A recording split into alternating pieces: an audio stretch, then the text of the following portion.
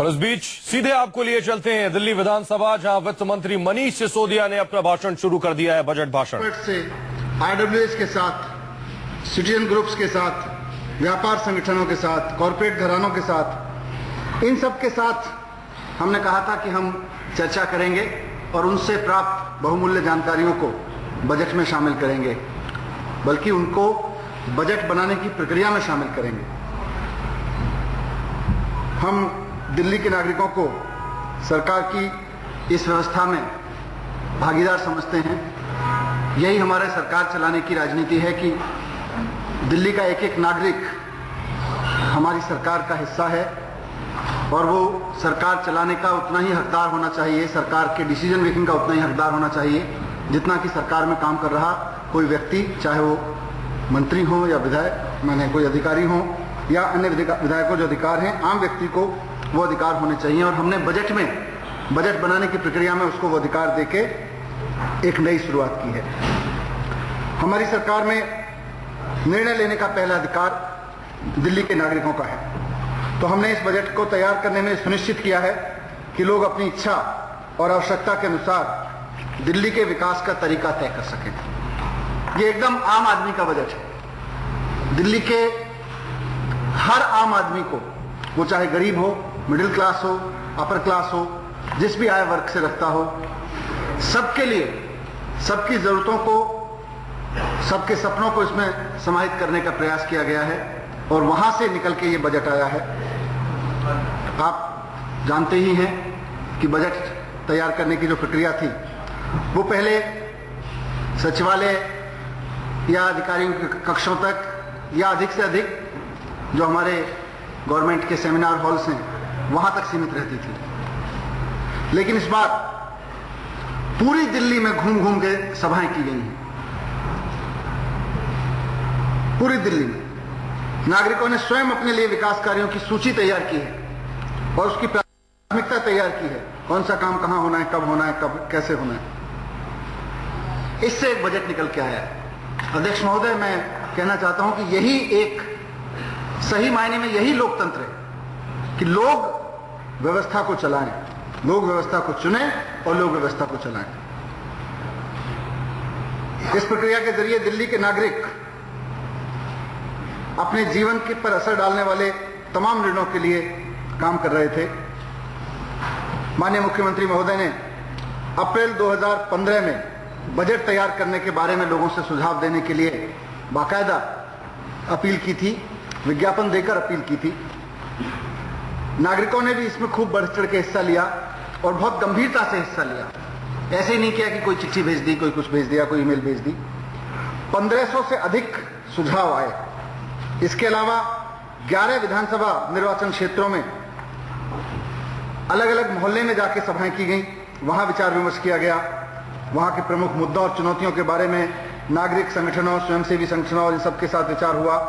इस तरह जो एकत्र जानकारी हुई और वहां से जो व्यवहारिक सुझाव मिले, उसको हमने उसको इकट्ठा करके हमने बजट तैयार किया है। तो मैं दिल्ली के नागरिकों को इस बजट को तैयार करने में दिए गए सुझावों और विचारों के लिए बहुत बहुत आभार व्यक्त करना चाहता हूं और विकास प्रक्रिया में सरकार के प्रमुख भागीदार की भूमिका निभाने वाले दिल्ली के तमाम नागरिक इस सदन की प्रशंसा के हकदार हैं, मैं ऐसा समझता हूं।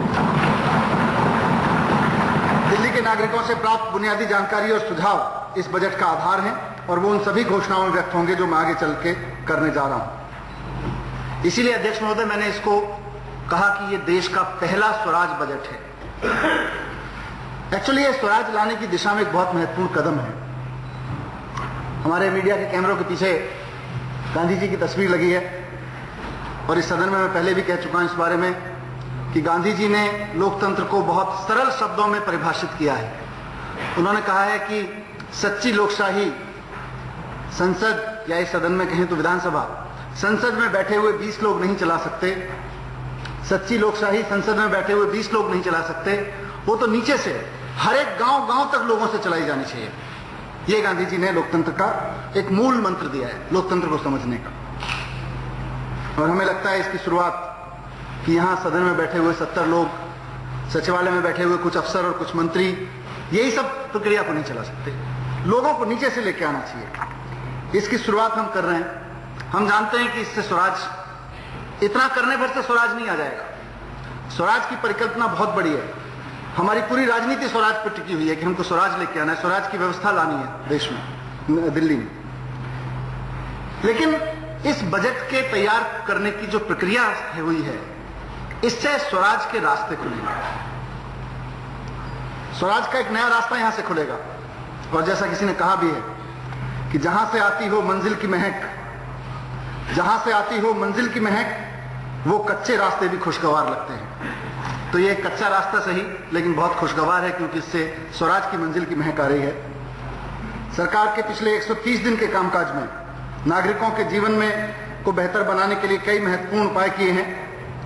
इनमें बिजली के बिलों में सब्सिडी, बिजली के दाम 50% किए, हर महीने 20,000 लीटर पानी फ्री मिल रहा है। ये सब सरकार कर रही है। हमारा लक्ष्य इस बजट के माध्यम से, सरकार को चलाने के माध्यम से, दिल्ली को एक वर्ल्ड क्लास स्किल सेंटर के रूप में डेवलप करना है। एक ऐसा एजुकेशन हब, नॉलेज हब बनाना है दिल्ली को, जहां जितने भी लोग रहते हैं उनके स्वास्थ्य के लिए बहुत अच्छी सुविधाएं होनी चाहिए, परिवहन व्यवस्था सबको सुलभ होनी चाहिए और पर्यावरण के अनुकूल होनी चाहिए। ऐसा सपना है जहां रोजगार की व्यवस्था हो, व्यापक संभावना हो, साथ साथ उद्योग में नए नए प्रयोगों को जगह मिले, नया सोचने वालों को पूरा स्पेस मिले। ऐसा शहर हम, ऐसा राज्य हम खड़ा करना चाहते हैं इस बजट के माध्यम से, सरकार चलाने के माध्यम से। सरकार ने बेहद पारदर्शी और कुशल तरीके से शासन की सेवाओं को आम आदमी तक पहुंचाने की प्रक्रिया शुरू भी कर दी है। और सरकार दिल्ली को देश का पहला भ्रष्टाचार मुक्त राज्य बनाने के लिए बहुत तेजी से काम कर रही है। इस दिशा में बाकायदा जागरूकता अभियान चलाए जा रहे हैं। रिश्वत विरोधी हेल्पलाइन फिर से शुरू की गई है ताकि भ्रष्टाचार के खिलाफ लोगों को आवाज उठाने में सुविधा हो सके। मैं तमाम नागरिकों से अपील भी करता हूं कि वो आगे आएं और दिल्ली को देश का पहला भ्रष्टाचार मुक्त राज्य बनाने के इस अभियान में शामिल हों, इसमें सहायता करें और सुनिश्चित किया जा सके कि सरकार द्वारा खर्च किए गए प्रत्येक रुपए का हिसाब हो और उसे निर्धारित प्रयोजन के लिए खर्च किया जा सके। अध्यक्ष महोदय, यह सम्मानित सदन दिल्ली के लोगों की आकांक्षाओं की अभिव्यक्ति है। दिल्ली के लिए पूर्ण राज्य का दर्जा न केवल एक औपचारिकता भर नहीं है, बल्कि उनके द्वारा, दिल्ली के लोगों द्वारा दिए गए जनादेश और उनकी इच्छाओं को सही में पूरा करने के लिए एक अपेक्षा भी है।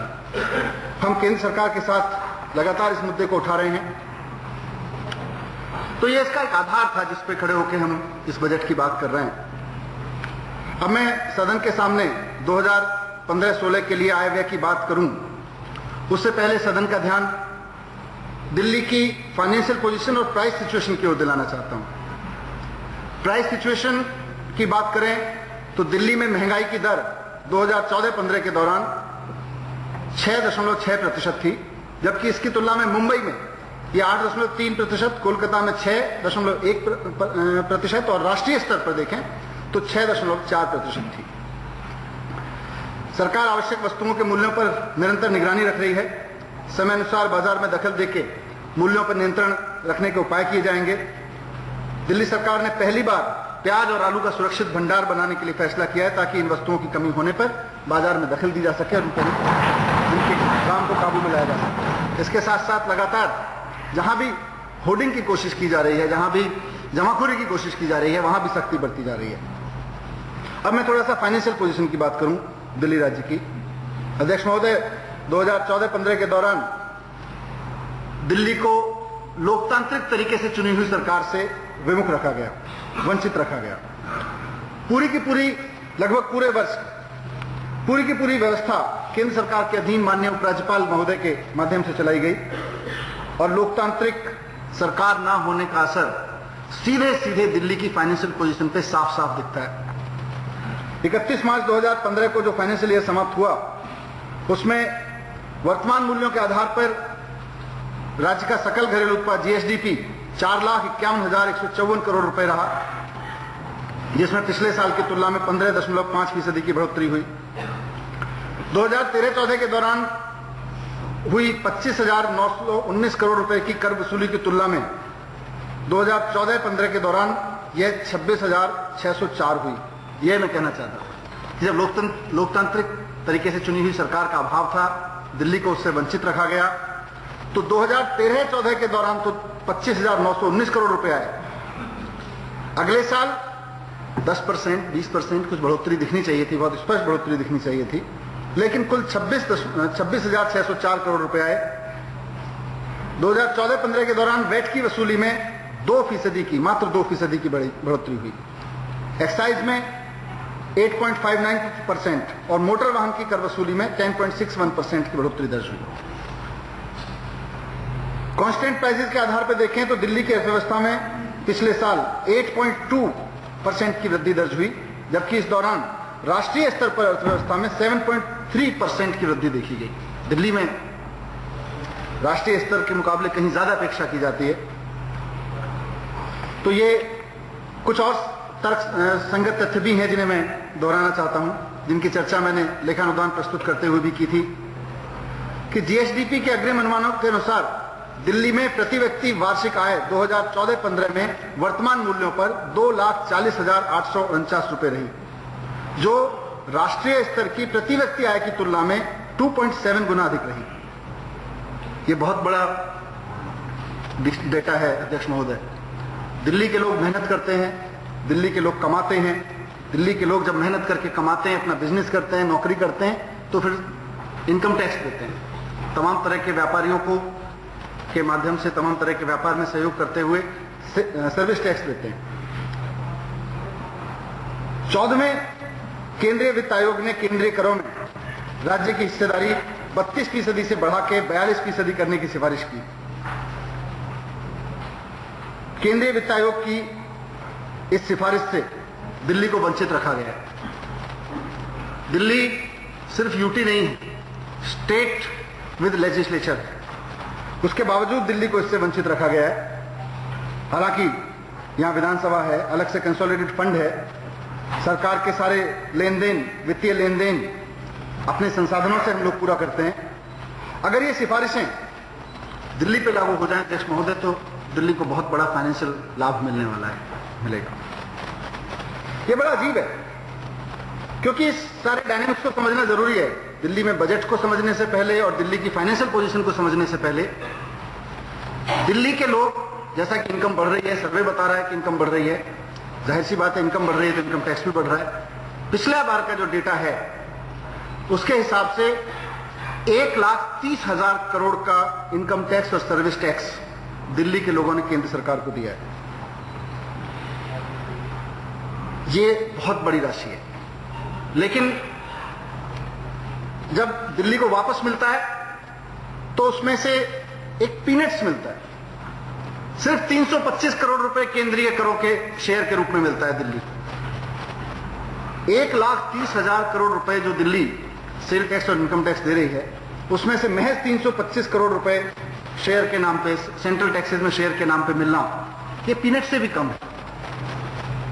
अब हमारी, तो मैं इस अवसर को इस्तेमाल भी करना चाहूंगा केंद्र सरकार से अपील करने के लिए कि ये दिल्ली के लोगों का पैसा है, दिल्ली के लोगों की मेहनत का पैसा है। हम समझते हैं कि देश के अन्य हिस्सों के लिए भी जिम्मेदारी है, वहां भी खर्च करना है इसको, लेकिन 1,30,000 करोड़ में से अगर हमें 50,000 करोड़ भी दे दिया जाए तो हम दिल्ली में 4 गुना वृद्धि करके दिखा देंगे, और कमा के देंगे, और मेहनत करेंगे दिल्ली के लोग। दिल्ली के लोग खूब मेहनत भी करते हैं, लेकिन दिल्ली के साथ ये सौतेला व्यवहार जो हो रहा है ये ठीक नहीं है, इसको बदलें।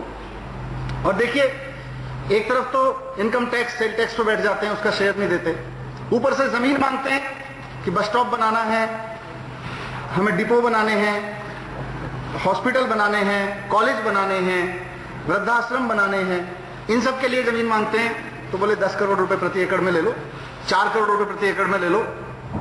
तो ये अभी आ रहे हैं। ये जो प्रॉब्लम है ये बहुत गंभीर विषय है अध्यक्ष महोदय। तो बोले 10 करोड़ रुपए प्रति एकड़ में ले लो, 4 करोड़ रुपए प्रति एकड़ में ले लो। तो ये अभी आ रहे हैं। ये जो प्रॉब्लम है ये बहुत गंभीर विषय है अध्यक्ष महोदय, इसकी ओर ध्यान दिलाना जरूरी है। लेकिन फिर भी कोई बात नहीं, क्योंकि आज हम बजट पे बात करने बैठे हैं, इस पे हम केंद्र सरकार से भी बात कर रहे हैं और अन्य फोरम पे भी उठा रहे हैं, लेकिन इस फोरम पे बजट के मेन प्रस्तावों पे आने से पहले ये बात मैं आपके संज्ञान में, सदन के संज्ञान में लाना जरूरी समझता था कि ये सौतेला व्यवहार दिल्ली के साथ हो रहा है। हम एक चीज कहना चाहता हूं कि दिल्ली के लोग जैसे मेहनत करके केंद्र सरकार को इतना बड़ा पैसा दे रहे हैं, सेल टैक्स भी दे रहे हैं, एक्साइज भी आ रहा है और तमाम तरह से भी टैक्स आ रहा है, और जितना हो सकेगा, जितना अभी इकट्ठा हो रहा है, हमारा हक है, उसके लिए लड़ते रहेंगे, उसके लिए मांग करेंगे। दिल्ली के लोगों का हक है, कोई खैरात थोड़ी मांग रहे हैं, दिल्ली के हक के लोगों की बात कर रहे हैं। दिल्ली के लोगों की मेहनत की कमाई से पैसे, अगर ये पैसा आएगा तो और कमाएंगे दिल्ली वाले, और सेंट्रल गवर्नमेंट को टैक्स मिलेगा, दिल्ली के इस इकोनॉमिक फाइनेंशियल पोजीशन और स्ट्रांग होगी। लेकिन कोई बात नहीं, हम ये भी जानते हैं कि अभी ना रहबर से मिलेगा ना रह गुजर से मिलेगा, ये हमारे पांव का कांटा है, ये तो हम ही से निकलेगा। तो इस कांटे को निकालने के लिए, अध्यक्ष महोदय, मैं 2015-16 के बजट अनुमान आपके समक्ष प्रस्तुत करता हूं। उसके पहले एक छोटा सा इंफॉर्मेशन 2014-15 में व्यय के बारे में भी आपके समक्ष रख दूं। 2014-15 में 36,766 करोड़ रुपए के बजट अनुमानों को घटाकर संशोधित अनुमान में 34,790 करोड़ रुपए किया गया, क्योंकि जब हमने दिल्ली में सरकार बनाई फरवरी 2015 में, उस वक्त जैसा मैंने कहा 1 साल से सेंट्रल गवर्नमेंट दिल्ली को चला रही थी और लगातार घाटा होता चला जा रहा था। उस वक्त 4,000 करोड़ रुपए के घाटे में चल रही थी दिल्ली की अर्थव्यवस्था। इसलिए आते ही जब हमने पारी किया तो उसमें उसको कम किया गया और 2014-15 में कुल व्यय, अभी अस्थायी लेखा विवरण है, उसके अनुसार 30,940 करोड़ रुपए किया जा सका। इसमें 13,984 करोड़ रुपए योजना व्यय और 16,956 करोड़ रुपए गैर योजना व्यय शामिल है। अब अध्यक्ष महोदय, मैं आपके समक्ष 2015-16 के बजट अनुमान रखता हूं। मैंने चालू वित्त वर्ष के दौरान के लिए लेखानुदान की मंजूरी प्राप्त करते समय 2015-16 के लिए प्राप्तियों और व्यय के अनुमान प्रस्तुत किए थे। उसके बाद हमने सुझाव मांगे और इन सब चीजों को पढ़ के, सुझावों को पढ़ के, जनता की मांग को पढ़ के पूरी समीक्षा की, जनता की आवश्यकता की समीक्षा हुई और इससे चालू वित्त वर्ष के लिए हमें लगा कि बजट के आकार को बढ़ाना जरूरी है। तो 2015-16 के लिए कुल बजट अनुमान 41,129 करोड़ रुपए प्रस्तावित है, जबकि लेखानुदान में 37,750 करोड़ रुपए अनुमोदित किए गए थे। इसमें 19,000 करोड़ रुपए योजना और 22,129 करोड़ रुपए गैर योजना व्यय के रूप में प्रस्तावित हैं।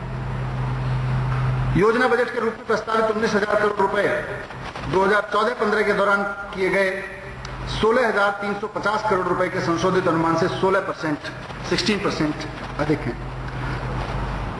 और 2015-16 के बजट के लिए कुल प्रस्तावित 41,129 करोड़ रुपए की राशि 2014-15 के संशोधित अनुमान 34,790 करोड़ रुपए से 18% अधिक है। हमने 2015-16 में कुल अनुमानित प्राप्तियां 41,500 करोड़ की आंकी हैं अध्यक्ष महोदय, जो लेखानुदान में स्वीकृत 37,769 करोड़ रुपए और 3,731 करोड़ रुपए अधिक हैं। प्राप्तियों और व्यय के प्रस्तावित अनुमानों में 371 करोड़ रुपए हम सरप्लस में रखने का प्रस्ताव रखते हैं। ये जो 41,129 करोड़ रुपए है कुल प्रस्तावित व्यय, इसकी व्यवस्था में मुख्य रूप से 34,661 करोड़ रुपए स्वयं के कर राजस्व से हमारा जुटाने का प्रस्ताव है, जबकि 1,127 करोड़ रुपए गैर कर राजस्व से, 381 करोड़ रुपए पूंजी प्राप्तियों से, 1,038 करोड़ रुपए लघु बचत ऋण से, 807 करोड़ रुपए सीएसटी वैट के बदले क्षतिपूर्ति से, 800 करोड़ रुपए केंद्र प्रायोजित योजनाओं से, 395 करोड़ रुपए सामान्य केंद्रीय सहायता और 161 करोड़ रुपए बाहरी सहायता परियोजनाओं से, और जो मैंने कहा 325 करोड़ रुपए केंद्रीय करों में हिस्सेदारी के रूप में जुटाए हैं। ये केंद्रीय करों में जो हिस्सेदारी है, ये 41,500 करोड़ में मात्र 0.78% भी नहीं है, 0.25% की। ये बहुत गौर करने वाली बात है। केंद्रीय शुल्क और करों में जो मैंने बताया उसमें से सिर्फ 325 करोड़ रुपए हमें मिल रहे हैं और 2001 से मिल रहे हैं, 14 साल से मिलते चले आ रहे हैं। इसलिए भारत सरकार का जो 32% से बढ़ा के 42% करने का फॉर्मूला था, उससे दिल्ली को कोई फायदा नहीं हुआ। प्रस्तावित व्यय में अब देखिए 41,129 करोड़ रुपए में से हम इसको कहां लेके जा रहे हैं। इसमें से 5,908 करोड़ रुपए की राशि स्थानीय निकायों के लिए आवंटित की गई है। ये 14.4% है अध्यक्ष महोदय, 5,908 करोड़ रुपए की राशि। इसी के साथ साथ अब देखिए 41,129 करोड़ में से 5,908 करोड़ रुपए 14.4% नगर निगम के लिए, स्थानीय निकायों के लिए। इसी के साथ साथ 4,993 करोड़ रुपए यानी लगभग 12% भारत सरकार से पूर्व में लिए गए कर्ज के ब्याज और मूलधन की अदायगी के रूप में दिए जा रहे हैं। तो 14.4% नगर निगम को, 12% सेंट्रल गवर्नमेंट को वापस देने हैं, जो कि पिछली सरकारों ने कर्ज ले रखा है। 1,084 करोड़ रुपए डीटीसी के घाटे की पूर्ति के रूप में दिए जाने हैं और 1,690 करोड़ रुपए दिल्ली के लोगों के लिए, क्योंकि ये दिल्ली की जनता का पैसा है, दिल्ली के लोगों के लिए सस्ता बिजली और सस्ता पानी उपलब्ध कराने के लिए सब्सिडी के रूप में। इससे 90% दिल्ली के लोगों को फायदा मिल रहा है। अध्यक्ष जी, मैंने स्थानीय निकायों की वित्तीय सहायता की बात की। हमारी सरकार स्थानीय निकायों को वित्तीय सहायता प्रदान कर रही है, करती आ रही है और आगे भी कर रही है। स्थानीय निकायों को 2015-16 में, जैसा मैंने बताया, 5,908 करोड़ रुपए प्रस्तावित किए गए हैं। इसके अतिरिक्त उत्तरी और पूर्वी नगर निगम की कमजोर स्थिति को देखते हुए जो ऋण हैं उनके पुनर्भुगतान हमने स्थगित करने का प्रस्ताव रखा है आपके समक्ष, ताकि वे अपनी स्थिति में सुधार कर सकें। क्योंकि पूर्वी नगर निगम और उत्तरी नगर निगम की स्थिति, आर्थिक स्थिति हम भी जानते हैं अच्छी नहीं है। इसलिए तो यहाँ कंट्राडिक्शन है कि एक तरफ सेंट्रल गवर्नमेंट के हमारे ऊपर टैक्सेस हैं, लोन हैं, वो लगातार वसूले जा रहे हैं।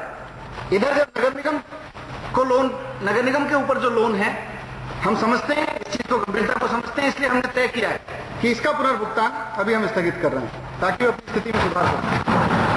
हम 2015-16 के निगमों के बकाया ऋण के मूलधन और ब्याज की वसूली उन्हें दिए जाने के अनुदानों से करने की पिछली सरकार द्वारा जो अपनाई गई पद्धति थी, उसका अनुसरण नहीं करेंगे। पहले लगातार चलती रहती थी और ये पहली बार हम ऐसा कर रहे हैं। 41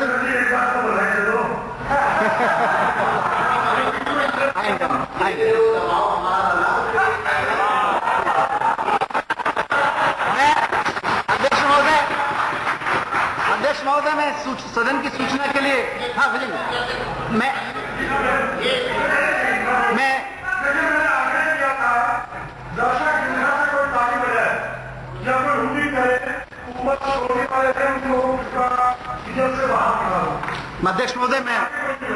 अध्यक्ष महोदय मैं सदन को सूचित करना चाहता हूं कि नगर निगम को आप देखिए 30 जून 2014 तक, अब याद कर सकते हैं सदन में बैठे हुए लोग पक्ष विपक्ष के, कि 30 जून 2014 को दिल्ली की जो व्यवस्था थी वो कहां थी, उसका केंद्र कहां था, किसके अधीन थी, कौन चला रहा था। 30 जून 2014 तक 759 करोड़ रुपए की राशि मिली थी और आज मैं आपके सामने ऐलान कर रहा हूं, तथ्य रख रहा हूं, और ये आज नहीं किया, आदरणीय मुख्यमंत्री जी ने कम से कम नहीं तो 15 दिन पहले इसको एग्जीक्यूट करा चुके हैं। 30 जून 2014 तक 759 करोड़ रुपए मिले थे पिछले फाइनेंशियल ईयर में, और इस साल 30 जून 2015 तक 1131 करोड़ रुपए दिए जा चुके हैं। 49% एक्स्ट्रा दिया जा चुका है नगर निगम को। ये मैं तो अध्यक्ष महोदय 1131 करोड़ 2014-15-16 में स्थानीय निकायों को दी जाने वाली कुल वित्तीय सहायता में 2,850 करोड़ रुपए कर संग्रह में हिस्सेदारी के रूप में, 1,394 करोड़ रुपए स्टैंप और पंजीकरण शुल्क और पार्किंग शुल्क में हिस्सेदारी संबंधित हैं। शहरी विकास, स्वास्थ्य और शिक्षा क्षेत्रों के अंतर्गत विभिन्न विकास कार्यों के क्रियान्वयन के लिए हम इस वित्त वर्ष के दौरान स्थानीय निकायों को योजना निधि के रूप में 1664 करोड़ रुपए की राशि आवंटित करने का प्रस्ताव रखते हैं। हमारी सरकार नगर निगमों को हर संभव सहायता देने के लिए वचनबद्ध है। नगर निगमों को पिछले वर्षों में इस अवधि तक जो डेटा मैंने आपके सामने रखा, वो मैंने बताया कि 49% हम एक्स्ट्रा दे चुके हैं। लेकिन स्थानीय निकायों को स्वयं के संसाधन बढ़ाने और बढ़ते हुए खर्च पर नियंत्रण के लिए भी प्रेरित करते हैं। हम चाहते हैं कि वो अपने साधन भी बढ़ाएं, अपने आय के साधन भी बढ़ाएं, ताकि हमने उनसे अपील की है, हमने केंद्र सरकार से सहयोग की अपील भी की है, ताकि हम नगर निगम की पूरी मदद कर सकें। और लगातार उनकी गाइडेंस हम इसमें कर रहे हैं। मैं इस सम्मानित सदन के जरिए नगर निगमों से भी अपील करता हूं कि वे अपनी कार्यप्रणाली को सुचारू बनाएं, ताकि आने वाले महीनों में नगर प्रबंधन में कोई खामी ना आए और इस महान राज्य के लोगों को कोई कठिनाई न उठानी पड़े।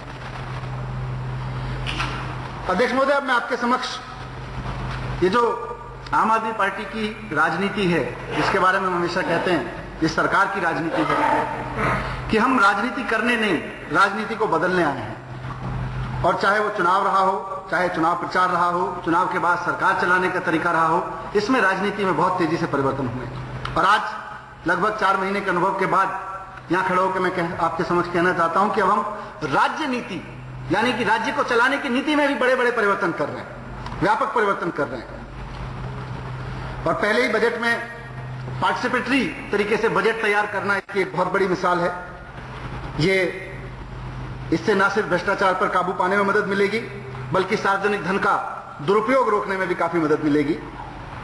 हम चाहते हैं कि जनता के पैसे का कारगर और प्रभावी इस्तेमाल हो, जिसके परिणाम स्वरूप नागरिकों के लिए उनकी जरूरत के हिसाब से, उनके महत्व के हिसाब से योजनाओं को अंजाम दिया जा सके। इससे नागरिकों को सक्रिय और एकजुट रखने में भी मदद मिलती है। ये एक अलग सोशल डायनामिक्स है कि जब लोग सब कट गए, दिल्ली में पड़ोसी को नहीं जानता, लेकिन जब मोहल्ला सभाएं होती हैं, हमने ये पार्टिसिपेटरी बजटिंग की प्रोसेस में देखा कि जब मोहल्ला सभाएं होती है तो सब एक दूसरे को पड़ोस के लोग आपस में बात करके आते हैं कि भाई हमें किस तरह से काम करना है, किस तरह से अपने मोहल्ले के लिए अपने जो पैसा आ रहा है सरकार से, क्योंकि डिसीजन हमको लेना है, तो आपस में संवाद बढ़ रहा है लोगों का। आपस में लोग एक दूसरे के साथ शेयर कर रहे हैं, अपने एक्सपीरियंस शेयर कर रहे हैं, अपनी नॉलेज शेयर कर रहे हैं। और इसका बड़ा लक्ष्य जो है वो यही है कि लोकशाही ऊपर से नहीं, नीचे से चलनी चाहिए। तो ये एक बड़ी पहल है पार्टिसिपेटरी बजटिंग। दुनिया के कई देशों में ये होती रही है। मैं एक छोटा सा वाकया इस पार्टिसिपेटरी बजटिंग का आपके समक्ष जरूर रखना चाहूंगा, हालांकि मेरी फॉर्मल स्पीच भी नहीं है। हम लोग सरकार में बैठे हुए लोग या बाहर लोग जब सोचते हैं कि लोगों को क्या चाहिए, तो अपनी कल्पनाओं के आधार पर नीतियां बनाते हैं। हमें लगता है लोगों को तो फलाना चाहिए होगा, हम उस इलाके में अधिक से अधिक हम उस इलाके के 4 लोगों से मिलकर कुछ निर्णय ले लेते हैं। लेकिन जब हमने ये मीटिंग्स की पार्टिसिपेटरी बजट की, तो बड़ा आश्चर्यजनक तथ्य सामने आया। एक इलाके में लोगों ने अपने बजट के लिए तरह तरह के प्रस्ताव रखे, 20-25 तरीके के प्रस्ताव आए। वहीं एक प्रस्ताव लाइब्रेरी बनाने का आया। अब सामान्यतः दिल्ली में जब बजट बनता है, दिल्ली में योजनाएं बनती हैं, तो लाइब्रेरी स्थानीय स्तर पे मोहल्ले के लोग लाइब्रेरी के लिए वोट करेंगे, ये कल्पना में नहीं आता लोगों को, या उनकी प्रायोरिटी में होगी। लेकिन जब 20-25 प्रस्ताव उन्होंने रखे, हमने कहा इन 20-25 प्रस्तावों में से सबसे पहले कौन सा काम कराया जाए, तो लोगों ने कहा कि लाइब्रेरी बनाइए। सबसे ज्यादा वोट लाइब्रेरी को पड़े। यह अद्भुत था। मैं सोच रहा था लोग सड़क मांगेंगे, मैंने सोचा लोग सीवर रिपेयर मांगेंगे, मैंने सोचा पानी की बात करेंगे, उन्होंने कहा हमें लाइब्रेरी की थी। अच्छी बात, जनता का पैसा है, जनता के हिसाब से खर्च हो, हमें क्या दिक्कत है, हमारा काम यही है, यही स्वराज है। तो हमने फैसला किया। एक और घटना घटी एक सभा में, वहां पे हमने जो पेंशन दी जाती है इसका भी प्रस्ताव रखा, भाई इसमें से किसी को पेंशन देनी है। तो पेंशन मांगने एक महिला उठ के खड़ी हुई कि मुझे ओल्ड एज पेंशन मिलनी चाहिए। अब वो जैसी ओल्ड एज पेंशन लेने वाली वो महिला खड़ी हुई, तब तक उसी के मोहल्ले से कोई दूसरी महिला खड़ी होने लगी, बोली नहीं इनको पेंशन नहीं मिलनी चाहिए, ये तो इनकी तो बेटी सरकारी नौकरी चाहिए। जो ओल्ड एज पेंशन, वृद्धावस्था पेंशन गरीबतम लोगों के लिए बनी हुई है, उनमें बंद कमरों में बैठ के फैसले होते हैं, वो पता नहीं किससे को नहीं करते। जब जनता ने तय किया ईमानदारी से गरीब लोगों को पेंशन मिलनी शुरू हुई, और जो नाजायज तरीके से सक्षम लोग पेंशन पे डाका डाल के बैठ जाते थे, नेताओं से अपनी नजदीकी की वजह से, भ्रष्टाचार की वजह से, तो उन्होंने बाकायदा इसको मिलनी चाहिए। इससे गरीब लोगों को पेंशन मिलनी शुरू हुई, और जो नाजायज तरीके से सक्षम लोग पेंशन पे डाका डाल के बैठ जाते थे, नेताओं से अपनी नजदीकी की वजह से, भ्रष्टाचार की वजह से, तो उन्होंने बाकायदा इसको मिलनी चाहिए और उसके बारे में पेंशन तय हुई। तो ये बड़ी अद्भुत घटना। तो ये पार्टिसिपेटरी बजटिंग के मैं आने के लिए 2-3 एग्जाम्पल दे रहा था। अध्यक्ष महोदय, एक और पहल हम लोगों ने की है इस बार। इसी क्रम में एक स्वराज निधि, स्वराज फंड स्थापना कर रहे हैं। स्वराज फंड का इसका प्रस्ताव है। इसके जरिए नागरिक अपने क्षेत्र में विकास के प्राथमिकता के अनुसार स्वयं चुने हुए कार्यक्रमों को लागू कर सकेंगे। और मैं स्वराज निधि के कार्यक्रम के लिए 253 करोड़ रुपए बजट के आवंटन का प्रस्ताव रखता हूं। ये स्वराज निधि है क्या?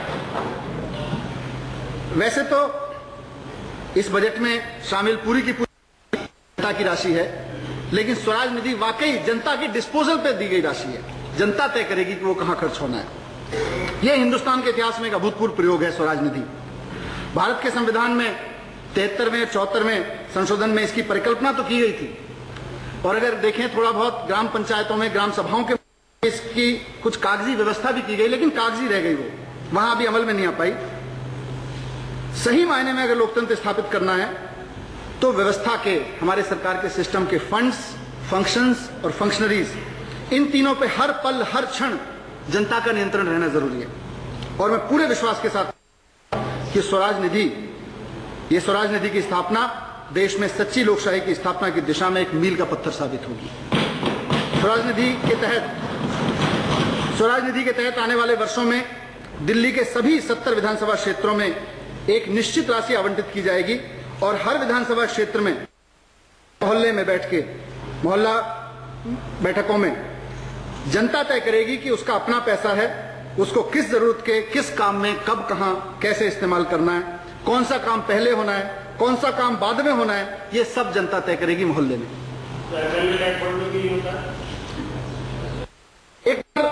एक और बड़ी चीज है इसमें कि एक बार अगर काम हो जाए तो ठेकेदार का पेमेंट तब किया जाएगा जब जनता कह देगी कि काम ठीक हो गया, नहीं तो ठेकेदार को पेमेंट नहीं किया जाएगा। जब जनता उस काम के प्रति अपनी संतुष्टि जाहिर कर देगी जाएगा पेमेंट। लेकिन जैसा मैंने कहा कि ये देश में पहली बार हो रहा है, तो इसके लिए कुछ परंपराएं शुरू करनी पड़ेंगी। तो हमारा मकसद, जैसा मैंने कहा, 70 विधानसभाओं में इसे शुरू करना है, लेकिन शुरुआत में पहले वर्ष में हम 11 विधानसभाओं में मोहल्ला बैठकों से करके जनता की डिमांड से बजट लेके आए हैं। विधानसभा को करीब 40 से 50 मोहल्लों में बांट के वहां रहने वाले मतदाताओं की वोटिंग कराई गई, बैठकें कराई गई, और इन बैठकों में स्वयं जनता ने वोटिंग के जरिए अपनी डिमांड्स बताई, उन डिमांड्स की प्रायोरिटीज तय करी, और इन डिमांड्स को पूरा करने के लिए प्रत्येक विधानसभा को स्वराज निधि के तहत 20-20 करोड़ रुपए आवंटित करने का, वहां जनता की डिमांड पे 20-20 करोड़ रुपए खर्च होंगे। दिल्ली में रखरखाव या निर्माण, एक और अध्यक्ष महोदय, नहीं, 11 विधानसभाओं के लिए, अगले बार से फिर आगे से 70 की 70 में करेंगे। एक बार पायलट कर लें ये सीखने के लिए, इसीलिए मैंने कहा कि परंपराएं हैं। अध्यक्ष महोदय, एक और बड़ा चेंज हम इस सिस्टम में कर रहे हैं कि अभी तक दिल्ली में अगर मेंटेनेंस का काम कराना हो, कोई डेवलपमेंट का काम कराना हो, कोई पॉलिसी का इंप्लीमेंटेशन कराना हो, कंस्ट्रक्शन से संबंधित हो, छोटा मोटा या संबंधित हो, तो इसको लेके काफी कंफ्यूजन है। और यहां बैठे हुए मुझे लगता है तमाम एमएलए इस बात के गवाह होंगे कि कौन सा काम, माने जैसे कोई सड़क ठीक करानी है, नाली ठीक करानी है, पार्क में कोई काम कराना है, स्ट्रीट लाइट लगवानी है, तो पीडब्ल्यूडी से लेके और नगर सबके पास जिम्मेदारी है, बटे हुए हैं। आप स्वयं भी एक विधानसभा क्षेत्र से एमएलए हैं, आप पहले भी रहे हैं, आपने भी ये मल्टीप्लिसिटी को झेला होगा। अब मुझे आश्चर्य होता है कि एक डिपार्टमेंट है हमारी सरकार में, फ्लड कंट्रोल, फ्लड रिलीफ का काम करता है, बड़े बड़े नालों की सफाई का है, इरिगेशन का, फ्लड का, लेकिन उसको काम दे रखा है कि इर्रेगुलर कॉलोनीज की छोटी छोटी 10-10, 20-20 मीटर की नालियां भी तुम बनाओगे। कहां उसको दिल्ली के तमाम बड़े बड़े नाले साफ करने थे। अब कहां वो बेचारा, उसके इंजीनियर को इर्रेगुलर कॉलोनीज की, जिन्हें हम अनऑथराइज कॉलोनी भी कहते हैं, उनकी बनाने का काम दे रखा है। बड़ा आश्चर्य है, बड़ा कंट्राडिक्शन है। और यही कार्य कहीं पीडब्ल्यूडी के हिस्से है, कहीं डीएसआईडी के डीसी के हिस्से है, कहीं नगर निगम के हिस्से है। तो ऐसे में मैंने कहा कि आम नागरिक की बात तो छोड़िए, मैंने तो एक एमएलए के लिए मुश्किल है कि यहां कैसे काम कराएं, कौन सी एजेंसी से कराएं, कौन सी एजेंसी यहां काम करेगी, किस कॉलोनी के लिए किस एजेंसी से संपर्क करें। तो ये भ्रम एक तरफ तो अव्यवस्था को बढ़ावा दे रहा है और दूसरी तरफ भ्रष्टाचार को बढ़ावा दे रहा है। इसलिए सरकार ने तय किया है कि रखरखाव। तो दिल्ली वालों के लिए अच्छी खबर यह है कि 1690 करोड़ रुपए बिजली पानी की सब्सिडी के लिए निकाला गया है। मनीष सिसोदिया भी बजट पेश कर रहे हैं। लौट रहे हैं एक छोटे से ब्रेक के बाद।